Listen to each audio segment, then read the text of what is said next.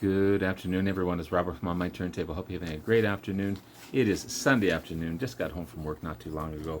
But I wanted to join in on a thread that I believe was started by Rich Strickler, Randall Nelson, and Sam St. John, if I'm not mistaken.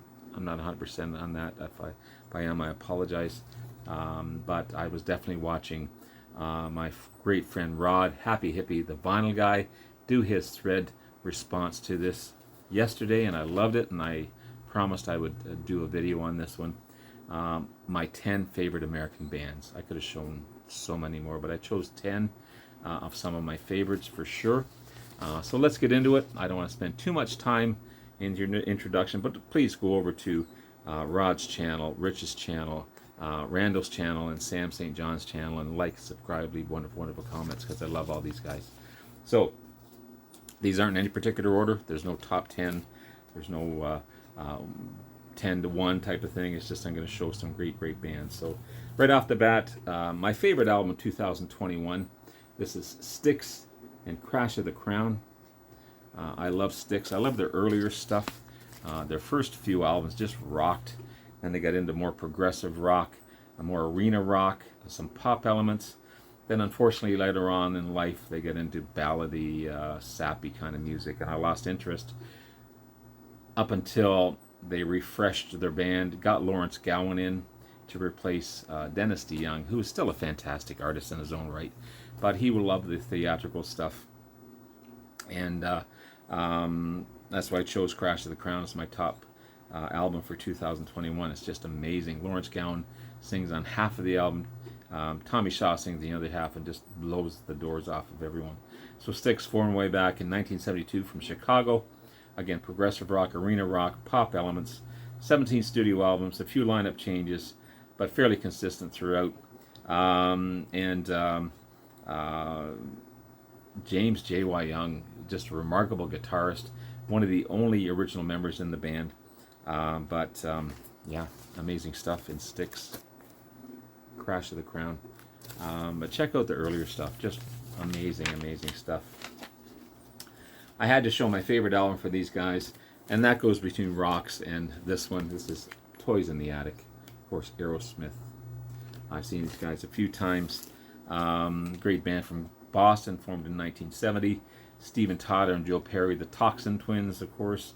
Their earlier stuff was hard rock and blues rock. Just like Styx, they get into the more ballad, the more commercial, accessible stuff, and I kind of lost my love for them.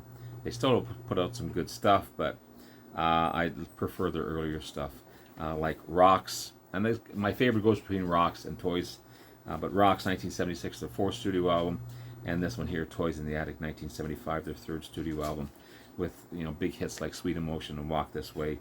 It's on the Rolling Stones list of top 500 albums of all time, so it's no slouch of an album. Just amazing stuff. Next, my notes are all backwards and upside down here. I talked about these guys yesterday as my favorite high school band, I guess. If you look at the year graduated high school, this is Van Halen, of course. Van Halen won a remarkable debut album by these guys. I love the Dave era of the band. I also love some of Sammy's era, but of course, again, Van Halen got commercial during the Sammy era, which they still blew out millions of albums and became super successful. But the Dave era was just raw and straight ahead rock. So a great band from California, formed in 1972 by Eddie and Alex Van Halen, David Lee Roth, of course, and Michael Anthony on bass. Rock and Roll Hall of Famers in 2007, 1978 debut. Just a classic. So many great tracks off this one. You Really Got Me, Running with the Devil, Jamie's Crying, On Fire, Ain't Talking About Love. Just classic stuff. I had to show Van Halen as one of my favorite American bands, as well as these guys. These guys are a beast of a band. This is Mountain. This happens to be the album Avalanche, but Mountain Climbing is amazing. I mean, Mountain is just great stuff.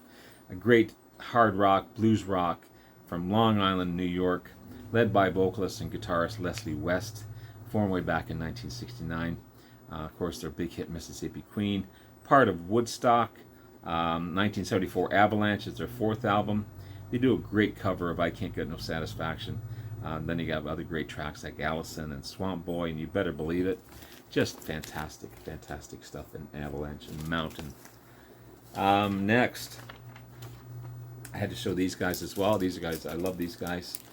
This is their great debut album. This is the Black Crowes, the 30th anniversary of Shake Your Moneymaker, by the Robinson Brothers, Chris and Rich, from Atlanta, Georgia. Awesome debut, 1990 debut. No less than 5 singles off of this one. Jealous Again, Hard to Handle, Twice as Hard, She Talks to Angels, Seeing Things, just remarkable stuff. You know, these guys have had their troubles as well. There was a split between the brothers at one point. They've now gotten back together, and I've heard some of their new stuff. It's really, really good, and I've got to get some of their later stuff. But the Black Crowes are just remarkable, remarkable stuff. Next, and I love this album. This is Live at Woodstock, Creedence Clearwater Revival. What's not to love about Creedence? I've got most of their studio albums, I believe, plus this fantastic live album from Woodstock. Swamp rock, boogie rock, southern rock, the gritty voice of John Fogerty, the amazing guitar work of John Fogerty. Love their sound, love their style. Sold over 28 million albums, and the hits are still in the charts today. John Fogerty went on to have a successful solo career. Live at Woodstock is remarkable. They just rip it up. Unfortunately, they went on late or early in the morning, whichever way you want to look at it. But this was released in 2019, and all their big hits from this 1969 fantastic, fantastic concert. But yeah, I had to show Creedence for sure. Had to show Creedence for sure. As well as these guys, Kansas, Left Overture, amazing, amazing album. Kansas, from Topeka, Kansas, great progressive rock band, and these guys are more than just hard rock. They are progressive to the hilt. Formed in 1973, arena rock, progressive rock, big hits like Carry On Wayward Son, Dust in the Wind. 1976 Left Overture, the fourth album by the band. Carry On Wayward Son is the big hit off of this one. And then you got 835 Magnum Opus, which covers pretty much the second half of the album. Just remarkable. Kansas. Great, great band from Topeka, Kansas. As well as these guys. I had to show these guys for sure. I just have to find my notes. From Flint, Michigan, Grand Funk Railroad. This happens to be their debut album, On Time.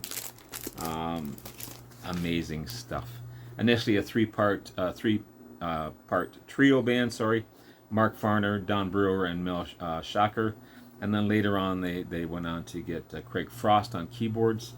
Formed in 1969. Heavy, heavy band. Sold out Shea Stadium faster than the Beatles in only 72 hours. 1969 debut, On Time.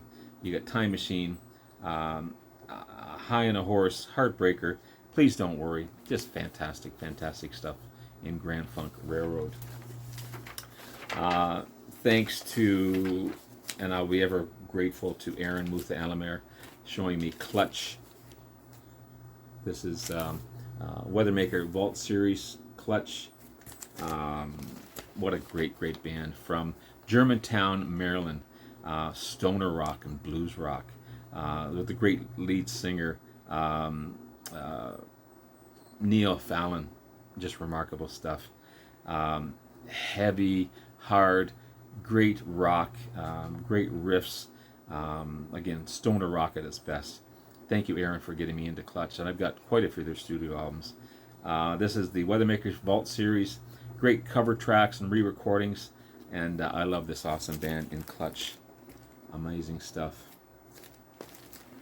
And probably my favorite American band, if I'm going to do a top 10, this band would definitely be in my top 10. This is Blue Oyster Cult. This is Cultosaurus Erectus, an amazing album. One of my favorite American bands, one of my favorite bands ever. but hard rock and prog rock from New York City. 25 million albums sold worldwide. You get the great Buck Dharma on guitar and vocals, and just amazing stuff. Don't Fear the Reaper, Burn It For You, Godzilla, just great hits after the other. Cultosaurus Erectus is 1980 album, their 7th studio album. Fallen Angel and Deadline are a couple of great hits off of this one. And fantastic stuff in Blue Oyster Cult. So there you have it, guys. Show us your great top 10 American bands. I'd love to hear from you to see what are some of your bands. And it's been a great thread, and I love this. So thank you to everyone who has been included in this thread.